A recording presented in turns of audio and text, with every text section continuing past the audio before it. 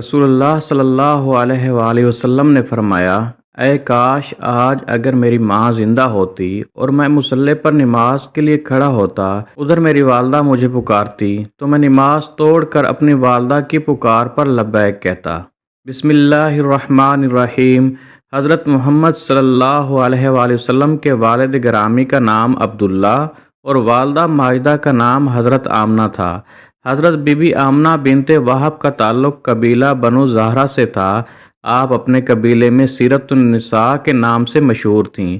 ابھی شادی کو 3 ماہ ہی گزرے تھے کہ آپ کے شوہر حضرت عبداللہ یثرب یعنی مدینہ میں وفات پا گئے۔ وفات کے وقت حضرت عبداللہ کی عمر 25 سال تھی اور رسول اللہ صلی اللہ علیہ وآلہ وسلم ابھی اپنی والدہ ماجدہ کے رحم میں تھے۔ حضرت بی بی آمنہ سلام اللہ علیہا کو اپنے شوہر کی وفات کا انتہائی غم تھا اور اسی صدمے کی وجہ سے آپ اکثر بیمار رہنے لگیں۔ حضرت عبداللہ کی وفات کو 6 سال ہو چکے تھے، لیکن ایک مرتبہ بھی اپنے شوہر کی قبر کی زیارت کا موقع نہ ملا۔ یہ 577 عیسوی تھا کہ ایک دن بے قراری کے عالم میں اپنے بیٹے حضرت محمد کو اپنے شوہر کی قبر کی زیارت کروانے اور اپنے رشتہ داروں سے ملنے کے لیے مدینہ جانے کا ارادہ کیا اور اپنے سسر حضرت عبد المطلب سے مدینہ جانے کی اجازت طلب کی۔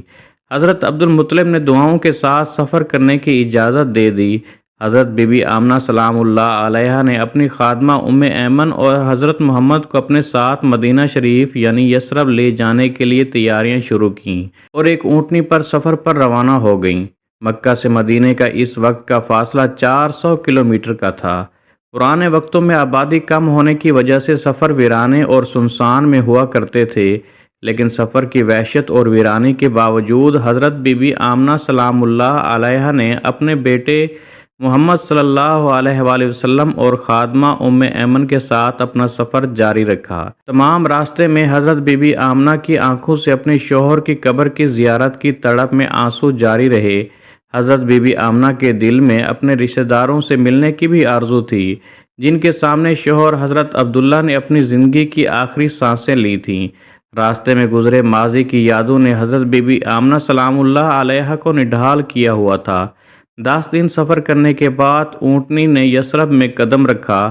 حضرت بی بی آمنہ مدینہ پہنچ کر سب سے پہلے اپنی والدہ کے پاس پہنچیں اور 6 سال گزرنے کے بعد حضرت بی بی آمنہ نے اپنی والدہ برہ بنت عزا سے لپٹ کر اپنے شوہر کے غم میں زار و قطار رونا شروع کیا۔ حضرت بی بی آمنہ کی والدہ نے آپ کو تسلی اور صبر کی تلقین کی۔ جب آپ کی والدہ نے اپنے نواسے یعنی حضرت محمد کو دیکھا تو بہت خوش ہوئیں اور یثرب کے تمام لوگوں میں رسول اللہ کے حسن و جمال کی تعریفیں کرتی نہ تھکتی۔ یثرب پہنچنے کے 2 دن بعد حضرت بی بی آمنہ سلام اللہ علیہا اپنے شوہر کی قبر پر پہنچیں اور ان کی قبر سے لپٹ کر زار و قطار روئیں اور ان کی قبر سے اپنے دل کی وہ تمام باتیں کیں جنہوں نے دل میں غم کا پہاڑ بنا رکھا تھا۔ شام کے وقت آپ اپنی خادمہ کے ہمراہ لوٹ آئیں۔ حضرت بی بی آمنہ سلام اللہ علیہا جب سے اپنے شوہر کی قبر سے واپس آئی تھیں تو ہر وقت صدمے کی وجہ سے خاموش رہتیں، اپنے اندر غم کے سمندر کو برداشت کیے ہوئے تھیں، یہاں تک کہ اپنے بیٹے حضرت محمد سے بھی اپنے دل کی کوئی بات بیان نہ کی۔ چند دن بعد حضرت بی بی آمنہ نے اپنی والدہ کے گھر گزارنے کے بعد اپنی والدہ سے اجازت طلب کر واپس مکہ جانے کے لیے سفر شروع کیا۔ یثرب سے 3 دن سفر کرنے کے بعد جب یہ قافلہ عرب کے مقام جس کا نام ابوا ہے وہاں پر پہنچا۔ ابوا ایک پتھریلا علاقہ ہے جو ایک پہاڑی کا ہموار حصہ ہے، تو حضرت بی بی آمنہ سلام اللہ علیہا جو پہلے سے ہی غم میں نڈھال تھیں، ان کے سینے میں اچانک ایک درد شدت سے بڑھنے لگا۔ حضرت بی بی آمنہ نے اپنی خادمہ ام ایمن سے اپنے سینے کے درد کے بارے میں بیان کیا تو ام ایمن نے کہا، پریشان نہ ہو، میں اونٹنی کو کوئی چٹان دیکھ کر روکتی ہوں۔ ام ایمن نے ایک اونچی چٹان کے پاس اونٹنی روکی جس کی سطح ہموار تھی۔ ام ایمن نے آپ کو اس چٹان پر لٹا دیا تھا کہ درد کی شدت کم ہو، لیکن درد کی شدت بڑھتی جا رہی تھی۔ حضرت بی بی آمنہ سلام اللہ علیہا بار بار اپنے سینے کے درد کو کم کرنے کی کوشش کرتی رہیں، لیکن قدرت کو کچھ اور ہی منظور تھا۔ ام ایمن آپ کی یہ حالت دیکھ کر بہت پریشان ہوئیں اور رسول اللہ بھی اپنی والدہ کو اس حالت میں دیکھ کر گھبرا رہے تھے۔ آپ کی خادمہ بار بار آپ کے سر پر ہاتھ پھیر کر آپ کو ہمت دلا رہی تھیں، لیکن جب حضرت بی بی آمنہ کا درد برداشت سے بڑھ گیا تو آپ سمجھ گئیں کہ اب اس دنیا سے جانے کا وقت آن پہنچا ہے۔ آپ بار بار اپنی آنکھیں کھول کر اپنے بیٹے کو دیکھتی ہیں اور بند کر لیتی ہیں، شاید یہ سوچ کر کہ اب میرے بیٹے کا کون سہارا بنے گا، اس کا باپ بھی اس کو دیکھے بغیر چلے گئے ہیں، اور اب میں بھی اس کو کم سنی کی عمر یعنی 6 سال کی عمر میں تنہا چھوڑ کر اس دنیا سے جانے والی ہوں۔ پھر آپ نے اپنے بیٹے کو پاس بلوا کر سینے سے لگایا اور کہا، میں یہ دنیا چھوڑ کر جا رہی ہوں، تم اس باپ کے اکلوتے بیٹے ہو جن کو اللہ نے 100 اونٹوں کی قربانی کے عوض زندگی عطا کی تھی۔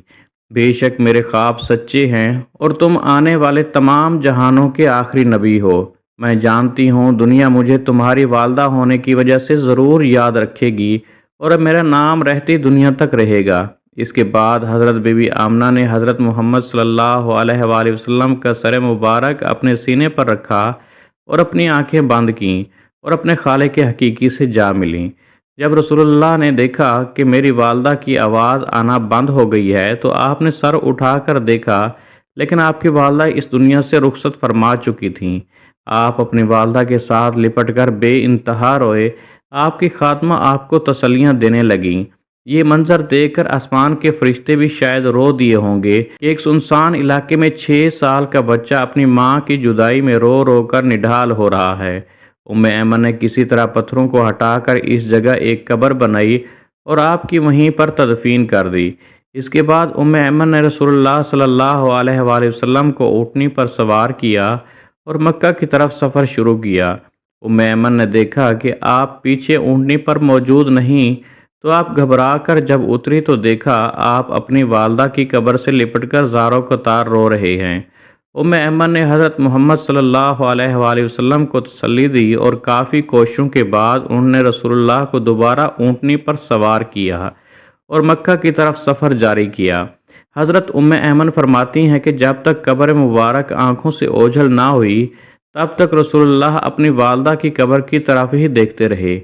4 دن سفر کرنے کے بعد ایمن آپ کو لے کر مکہ پہنچیں اور حضرت عبد المطلب کو حضرت آمنہ کی وفات کے متعلق تفصیل سے آگاہ کیا۔ والدہ کی وفات کے بعد آپ صلی اللہ علیہ وآلہ وسلم کے دادا عبد المطلب نے آپ کی پرورش کا انتظام و بندوبست کیا۔